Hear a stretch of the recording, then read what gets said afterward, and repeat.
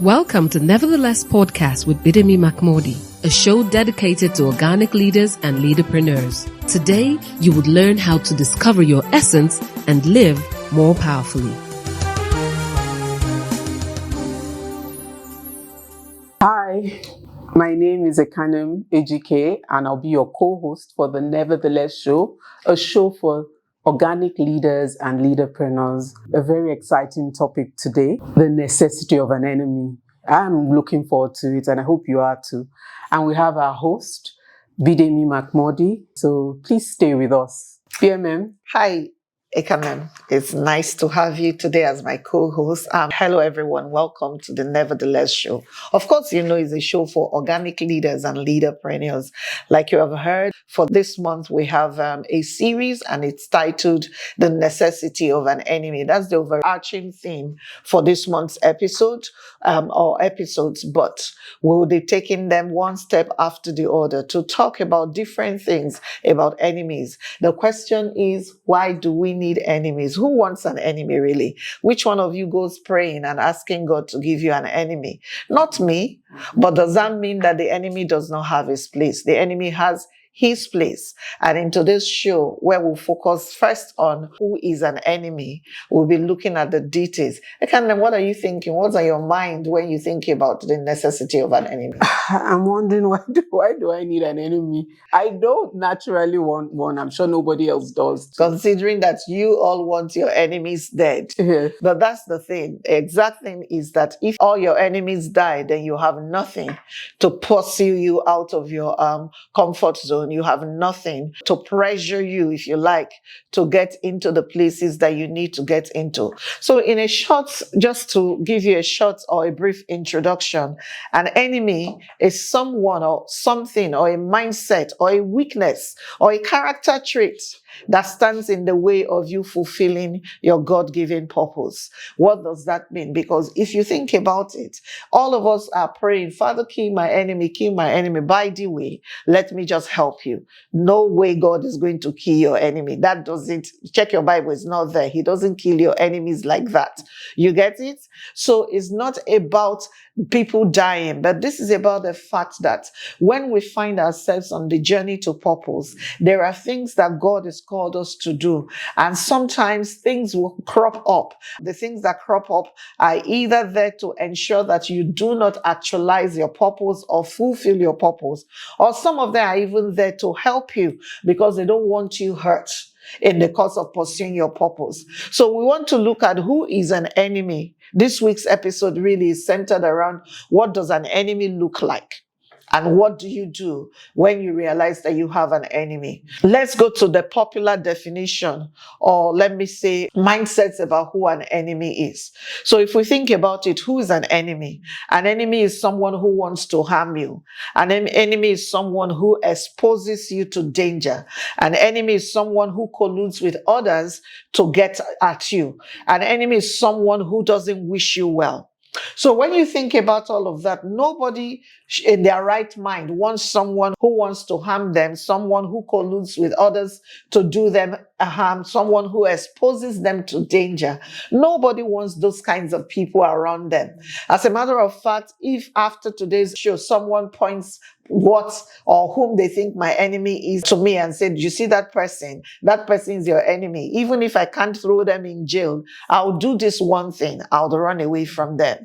I'll put many layers between me and them to the extent that they are never able to reach me directly, let alone harm me. So the general consensus is that an enemy is something that is bad. And because that's the general consensus, we do everything possible to ensure that we either don't have enemies or our enemies don't succeed. And that's a good posture to take. But the reality of living a life of purpose, or living a life that brings glory to God, or living a powerful life, is that just the fact that you are trying to live the life that God has called you to live is an attraction for enemies of sorts. You see it? Yeah. So there are two kinds of enemies predominantly.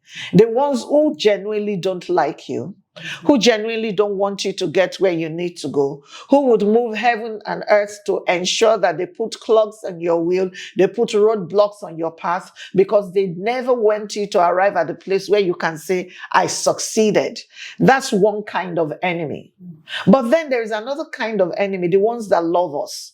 The ones who mean well. In this category are our spouses, they are our children, they are our parents. The parents that the child says to, oh, I think that I've been called to be a chef. And the parent looks at the child and says, not on your life. In our lineage, nobody cooks food for people. You must be a doctor. And so they will send this child out, and the child will go and labor 7 years in the university, plus 1 year of housemanship and all of that. And at the end of the day, the child is unhappy. For starters, he probably doesn't even excel in medical school, because he has somehow discovered why he's on earth. But the father feels like cooking for others is not dignifying enough. Perhaps, probably even thinks that cooking for others will not bring in enough income. And as a parent, you are concerned and invested in the success of your child. So you say to yourself, I will not let him make this mistake. He's not making the right choices right now. You say, no, I know your thing to want to cook is nice, but can we keep it as a hobby so that we can go actually look for a proper profession? That was what happened in our time. Yes. In our time, no child gets up and says to the father, I want to be a hairdresser, huh? Who born you? True. Do you understand that? Those kinds of things don't happen. In our time, you're either a lawyer or you're a doctor or you're an architect or you're an accountant. And then there are a few where you get away with being a newscaster or a broadcaster and things like that. But the point is, your profession has to have a title that works. In our time, no child gets up and says to the parents, I want to be a social media influencer. Kilonjebe. What does that mean? True. Who on earth gives birth to a child and calls the child a social media influencer?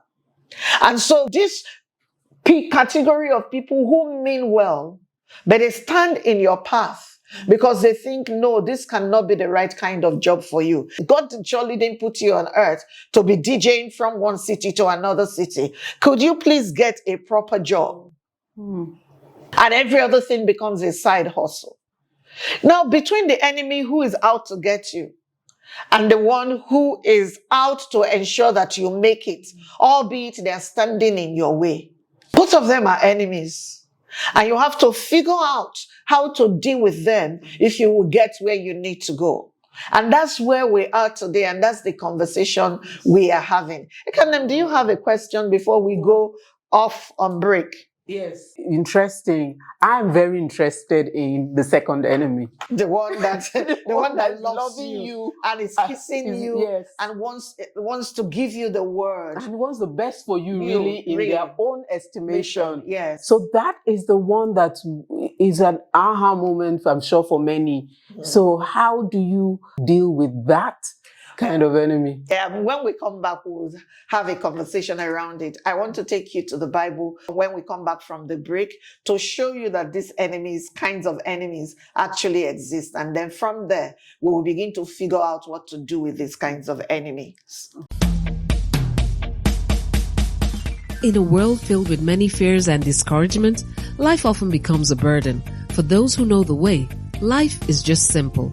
Do not worry, you're not alone on this life's journey, as Bidemi Mark-Mordi shares powerful insights and principles from her everyday work and life experiences in her book, NeverTheLess. NeverTheLess is a book designed to encourage and equip you to face life with courage, hope, and determination. Get a copy of NeverTheLess and other books written by Bidemi Mark-Mordi, like The Wisdom of the Seed, Honor, The Theology of Work, and so much more from a bookstore nearby, or call 080-905-63555 or send an email to bidemi@bidemimarkmordi.com to place your order. I guarantee you will make it, nevertheless.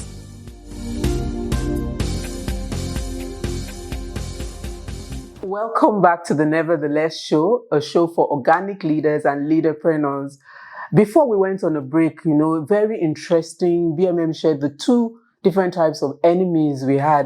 I am particularly interested in knowing what those two different enemies are and how to deal with them. And she promised us before the break that she will drill deeper into it and also share with us how to deal with number two enemy especially. So welcome back to the show, BMM. Hi. Well, glad to be back. Yes, it's still the Nevertheless show, and we're talking about the necessity of an enemy. This week, our focus is on who the enemy is. And before we went on the break, I was telling us that there are two predominant kinds of enemies. There's the enemy that actually just doesn't want you to succeed, and so he's standing on your path. And then there is the enemy who loves you, wants the best of all things for you, yet is standing on your path as well. The question is, how do you discern these kinds of enemies, and what do you do with them? Yes? So if you go with me to the Bible talks about two different men that Jesus had interactions with. One of them was the apostle. Both of them actually were part of his disciples. One of them is the disciple Peter, later to be known as the apostle Peter. And the Bible records that when Jesus took his disciples in the later part of the Gospel of Matthew and started to share with them how things were going to unfold, how that he was going to be arrested and then he was going to be tried, found guilty, and then ultimately crucified. In that particular time, Peter walked up to Jesus and actually rebuked Jesus.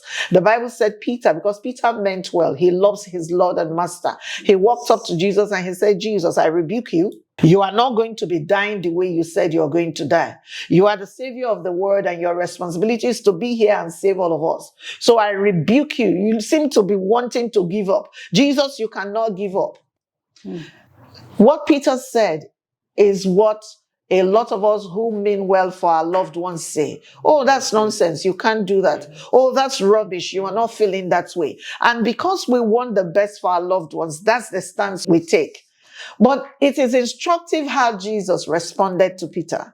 Jesus turned to Peter and he said, "Get thee behind me, Satan." I'm sure Peter would have looked back to wonder, is there someone else standing behind me? Jesus looked at Peter and called him Satan. Now we all know that Satan is the arch enemy of God. So if Jesus looked at Peter, who meant the best for him, the Peter that said to Jesus, I will even die for you if necessary, for you to know how much Peter loved Jesus. If Jesus looked at Peter and said, "Get thee behind me, Satan," he was essentially saying, or effectively saying, "Get thee behind me, you enemy of progress." Do you see it? Yes. But really think about it. Why should the savior of the world conclude that the only way he can save the world is by dying? It doesn't make sense, because you don't die to save anybody. If you want to save something, you live. Yes. Yes. So it was counterproductive for Jesus to be saying, I'm going to die To save the world. So Peter was exactly in his right when he said to Jesus, I rebuke you. But then there was also Judas. Judas was the one that took 30 pieces of silver and betrayed Jesus to those ones who were looking for Jesus, because somehow, and I still don't understand that portion of the Bible, they did not know which one of them was Jesus. They didn't know which of the men was the one that was going to save the world. Do you get it? And so when they came to arrest Jesus, they had to pay someone in-house to point out Jesus to them. And this was happened just at the Garden of Gethsemane. Jesus had gone, he had prayed. Even Jesus, it's very funny, had said, "Oh Father, if it is possible, let this cup pass by, but not my will, let your will be done." He did that 3 times, and then he came back and said to the disciples that were with him, he said, "It is time, let us go." So the moment he said that and he got up and they started to leave, the Bible said Judas came in. And Judas came in and kissed Jesus, and said, "Oh, Master." And Jesus looked at Judas and said, "Friend, do what you have to do quickly." Here's the problem. Jesus obviously is not dumb. So Jesus has to know who meant well for him. Jesus looked at the one that was giving him up to be crucified and called him friend. And then the one who was standing, who even pulled out a sword at some point to cut off someone's ear, who was trying to arrest Jesus. And Jesus called that one the enemy. There must be something that Jesus knows about arriving at where we are headed that you and me need to learn. And that is essentially because what was going to happen, all of the power that Jesus brought to the earth, pay attention, all the power that Jesus brought to the earth was locked up in his dying on the cross. So therefore, the one who preserved Jesus was the one that harmed Jesus. If there was one person who could get Jesus or stop Jesus from going to the cross, that is the one that was going to deny the word of a savior, which would mean that the reason why Jesus came was not fulfilled because somebody who loved him enough and didn't want him to die in his 30s stood in his path. True. Do you see it? Yes. See, as a parent, I have 3 children. All my children are away out of the country right now, pursuing their lives. Every time one of my children will send me a message to say, oh, I have this to do, and I just sit down and I review whatever it is that they are faced with, and I think it's too much pressure, my instinct every time is bring this child home. And my instinct is bring this child home. If this child is home, my child doesn't have to go and, beat the streets so badly to get a job. Yeah. By the grace of God, I have a little bit of influence I can exert to get him a job. Do you understand it? Yes. Even if my child has to go through the interviews to get the job, and I know that's the process, and yes, I will let the child go through the process. Considering where we are right now as a family, my child will not have to jump buses to go to work. Somehow we will make their capacity, or we'll make it easy for the child to go to work and to come back. I'm the parent. I mean well for this child. Can you see that? Yes. But then I have children who have to walk a long distance before they hop on a train. And then, all of those things, the discomfort of it. And I'm thinking to myself sometimes, these children should just come home. As hard as they think Nigeria is, it will be easier for them. Do you understand Absolutely. it? Recently, I was talking to my oldest son. I was asking him, do you still go for kickboxing classes? And he said, oh, no, Mom, I don't go anymore. And I'm like, why? Why did you stop? You don't want to exercise anymore, or you don't like kickboxing? Say, no, I like kickboxing. But I have figured it out vis-a-vis my finances. And I'm not able to afford to spend that amount of money monthly to go for kickboxing. Wow. And I'm seated there and I'm thinking, let's pay for you. And he says, no, Mom, I don't want you to pay for me. So what I'm going to do is I can't afford kickboxing at this time, but I can go to a regular gym, which will cut my spend in half.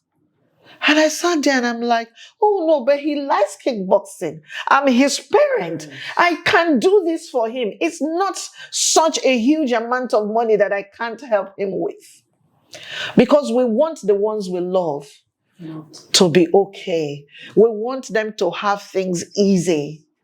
But when I sit back and I think about it, that's how we raise children who are so sheltered that they can't withstand the first sight of pressure or the first sight of discomfort. Yes. In the place where we just wanted them to get it right, we wanted them to be, to be okay. We wanted to help them. And this is the expression as parents we usually give. We'll be like, I suffer too much. I don't want my children to suffer. The only problem is what you call suffering is the training and the processing that you were given so that you can excel in the things you are excelling in now. Do you see it? Absolutely. So we can snuff the life out of the dream in a child because we're pampering the child. We want to help the child get there. Oh, you can't be taking the bus, so we have to have the car available. So the day the driver doesn't come and there's no one else to drive the child, and perhaps the child doesn't know how to drive, the child thinks, well, it's going to be hard to get there. Maybe I don't need to get there. And so we find ourselves culpable or complacent or contributing rather to the things that make our children tired. Do you see it? Yes. Because everything we are giving, making excuses for them because we don't want them to suffer, quote and unquote. Now take that and amplify it to your life. And think about the boss that stressed you the most. The boss that stressed you the most, I promise you, is the boss you learned the most under. Because just knowing that he's going to come and you might use a magnifying glass to look through the things that you need. When you get home, you call him an enemy. But he's the one that is the most useful to you. The boss that loved you, that will take you to lunch twice a week, is the boss that covered up for your lapses every single time. And because he or she kept covering for you, by the time you've worked with them 5 years, 6 years, 7 years, 8 years, you leave, and the skills every other person in your department has, you don't have them because someone has been shielding you, someone has been sheltering you, someone has been making excuses for you. Oh. And as loving as that person is, for the purposes of today's show, what you need to know is that that person was your enemy. Wow. They loved you too much that they stood in your way. But our topic, Stabi, is the necessity of an enemy. Do I need that kind of enemy? No, nobody needs that kind of enemy. The ones that love us. We don't need them because they succeed just because they love us. But all of us needs an enemy like Judas, the one that takes money and throws us out, so that we can get to the point where we succeed just because of the pressure, rather than because we have all the enabling environment that we have. I have questions. Okay, so ask me one. So you said, okay, we don't need the loving enemy. Yes. We need the Judas kind of enemy. Yes. Okay, so this works both ways. Like you said, as a parent, we're guilty. Yes. Of loving our children too much. True. You know?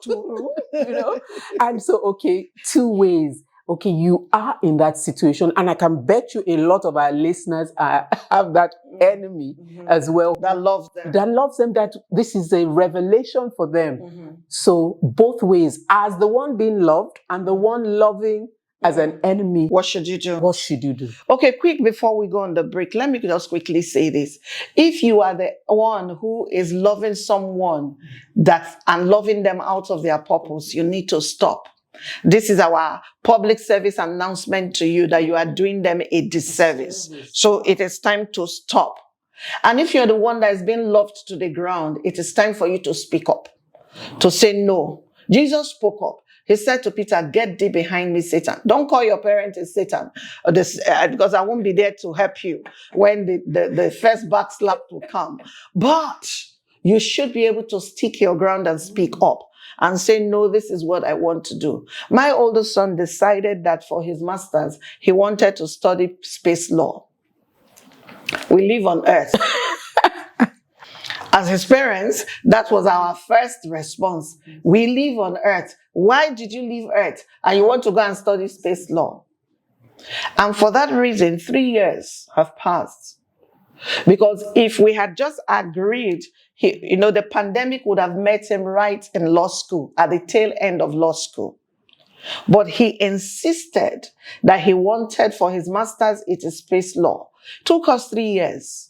So I need you to understand that this happens in my house too. But it took us 3 years to understand that his thought is through. Yeah. He understands what he wants to do. He's excited for the prospects of space law. I can't see all of it, but I can see my son's excitement.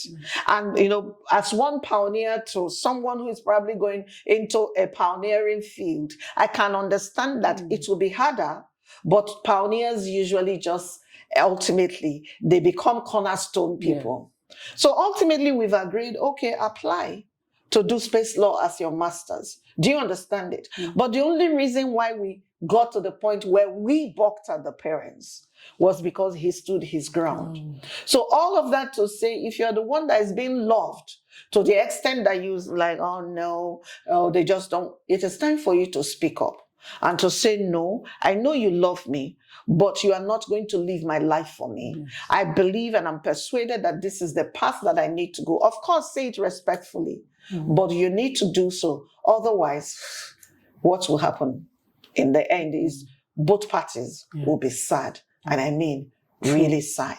When we come back, we'll be rounding off this episode just so that you see that an enemy is not necessarily a bad thing.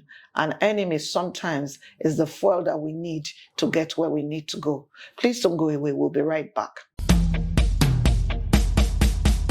In a world filled with many fears and discouragement, life often becomes a burden. For those who know the way, life is just simple. Do not worry, you're not alone on this life's journey, as Bidemi Mark-Mordi shares powerful insights and principles from her everyday work and life experiences in her book, NeverTheLess. NeverTheLess is a book designed to encourage and equip you to face life with courage, hope, and determination. Get a copy of NeverTheLess and other books written by Bidemi Mark-Mordi, like The Wisdom of the Seed, Honor, The Theology of Work, and so much more from a bookstore nearby, or call 080-905-63555 or send an email to bidemi@bidemimarkmordi.com to place your order. I guarantee you will make it. Nevertheless.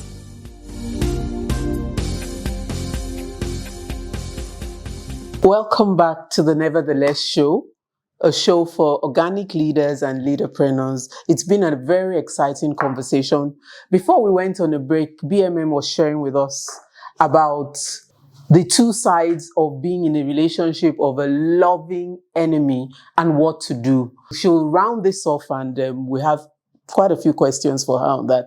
Welcome back, BMM. Thank you, Ekanem. It's still the NeverTheLess show, remember, a show for organic leaders and leaderpreneurs. The conversation has been on the necessity of an enemy, and this particular episode is focused on who an enemy is, who or what is an enemy. And before we went on the break, Ekanem's question was, what do you do when you are the one who is the loving enemy? And what do you do when you are the one whom the enemy is in love with you? So how do you deal with it? And ultimately, I said two things. I said, number one, if you're the one who is loving someone, but you can tell that you are standing in their way because of the resistance that they're giving you, it is time to stop. We have to trust that the God who called our children, especially because I think parents and guardians are the ones that are most, and then maybe spouses, yes, are the ones that are most guilty of this. You need to trust the process that God wants to put people through. Because I want to save my children. I want to ensure that they never have a hard time. Mm-hmm. But what I had to learn was that I couldn't love my children as much as God loved them. And because I could not love them as much as God loved them, I had to trust that God had a plan and he was going to do what he had to do with each and every one of them. Do you understand that? The other one is, if you're the one who is on the other side of the divide and it is someone who's loving you, who loves you rather, that is hurting you in the process of your becoming, then you need to be able to speak out. And for me, when I think about it, it's not just speaking out, it's how you say it. It's how you say it. You can't just say, I know Jesus said to Peter, get thee behind me, Satan. But we need to remember that in that relationship, Jesus was still the master. So, and Peter was the follower. Do you understand it? But when it's a spousal, for instance, a spousal relationship where they're supposed to be at par, or is a parent-child relationship where the parent will not allow the child forget how much he has spent on the child's education, what we need to do is to sell it. Because John Maxwell says something. He said, people don't buy into visions, they buy into people. What that means is your track record as the one who's been loved, and that love is standing in the way of your becoming. As that person, your track record will determine what people will say yes to concerning you. So if you have a track record that 6 years ago you said you wanted to be a florist, and then we were saying no. Then 4 years ago, you came back and said, you're not being a florist anymore. You now want to be a dietitian. And we're still struggling with you want to be a dietitian. This is another 2 years later, and you have come and you now want to be a manicurist. You are unstable. And so, because we love you, we are going to put these hurdles in your way, because the vibe you give off, like that is you don't know what you want, or you are not sure what you should be doing. Now, if you find yourself in a situation where you are not sure what you should be doing, but you are sure what you should not be doing. So your father says, go be a doctor, go be a lawyer. But you are very clear that you are not supposed to be any of those two things, but you don't know what you should be doing or who you should be becoming. What you should say is, I'm trying to figure it out. I need the time to figure myself out. And as a parent, when someone says to you, I'm trying to find out who I am. As a spouse, when someone says to you, well, if you are the man and you have to pay the bills, please figure out who you are before you marry somebody's daughter, okay? But the point is, if you are in the process of figuring it out, articulate that space and let the other party know. Because when you articulate the space and you tell them, then the odds are they would, even if they don't understand it, they will step back a bit and let you be. Yes, because of the two kinds of relationships we've looked at. Mm-hmm. The spousal and the child-parent relationship. Mm-hmm. And I would imagine that most children, especially we're looking at our own situations, maybe in that situation, they don't really know what they want to do, or they do know, and because of the relationship they have with the parents, they're unable to put their foot down and say, you know what, Dad, Mom, this is what I want to do. And the third part of it is, on the parent side, you've seen that same child, like you mentioned, come, say, I want to be a pilot, I want to be this and that. So in terms of those three situations, in dealing with this love-hate relationship, what is the one key thing? Because let's imagine that it won't come from the child now. As the parent, you are the loving enemy. Mm-hmm. And what's the one key thing? I've looked at it as in revelation, but what's the one key thing that is needed to trigger a change in this situation? I think you credit me with too much. You think I'm a magician, but I'm not. But really, when I think about it, I think that what should be happening is to trust God and the process. That's when the answers do not come together in the moment. Can you trust God? Now, I don't know about you, but when we had our children, even before they were born, we committed them and we dedicated them to God. And so every time something becomes unclear about a child to me, I go back to God.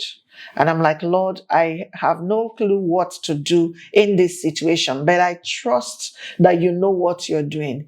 I commit this child into your hands. Father, Lord, please, could you help him or her resolve whatever it is that is in this space for them in this moment. Grant them clarity and grant me clarity too. Give me the capacity to be patient so that I can see this through to the end. Because really, as the parent, your job is not to get the child there. Your job is to steward the child. It is God's responsibility to get the child there. Because the last time I checked, in the Bible, God is no grandfather to anybody. God is father to everyone. So even though he is my father, he's also father to my children. Do you understand it? So when you can't make sense of it, trust God. I'm from one child whose parents had to trust God. I can tell you we turned out okay in the end. Yes. We turned out okay in the end most of the time. Yes. Do you understand it? So if you trust God and the process, the child will get where they need to go. That's the one thing you can do. I'm just jumping on that. So it just means that all you've shared with us, we can do the same with our spouse. Yes. With a sibling. Yes. With a friend. Yes. It excites me, especially when I think about, husbands who have given their wives money the first time to start a hairdressing salon, and then the next time to start a catering business, and then the next time to sell recharge cards. And then after a while, the man is like, in 6 years, you've done 5 businesses. I'm not doing anymore. I think the key is to continue to encourage them. And then if there is a gap that you as the spouse recognizes, suggest training. suggest training. At this point, it would be nice for me to introduce to you to something I call the Purpose University. There is a course in Purpose University known as the DNA of Purpose. And what that course does is it helps you make sense of those gaps you have that you are not sure about. Do you understand that? So if you like to be, maybe find out about that course, because we're about to open a cohort soon, you can reach out to 0809 056 3555, and say, look, I heard about Purpose University. I want to make sense of why I'm on earth. I don't want loving enemies getting in my way. And if you're a loving enemy, you can also register for someone who you feel is floundering because they can't make sense of their journey. I think that's because part of what this conversation has brought out, how do you reach that person you've tried? I think this is one way, pointing them in this direction. In the direction of what could be helpful for them to discover on their own. Exactly. Because as a child, the last person I wanted to be giving that kind of counsel was my father or my mother. Yes. You always think you know everything that they don't know. Mm-hmm. And I don't think that has changed. It's worse now. Yes, it's worse now. Yes. So sometimes if you can just get them in the right atmosphere and get the right other people to speak over their lives, you tend to be able to help them. And so we're coming to the end of this show. Do you have another question? Yes. My question, I guess, is now the other necessary enemy. What do you do with him? Yes. How do you handle that necessary enemy? That will be our last episode for the month, you know that. But that will be that you need to find a way to deploy him for your profit.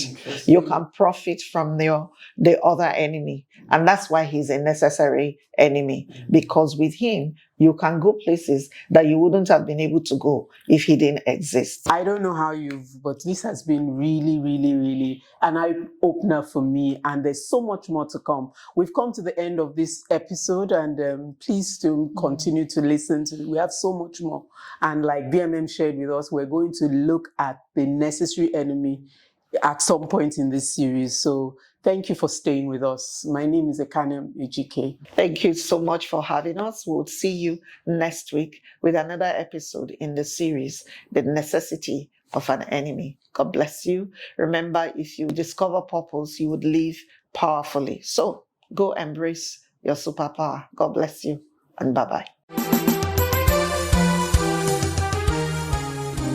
Thank you for listening to Nevertheless. For more information and resources, call 080-90563-555 or send an email to bidemi@bidemimark.com. Don't forget, discovering your purpose helps you live more powerfully.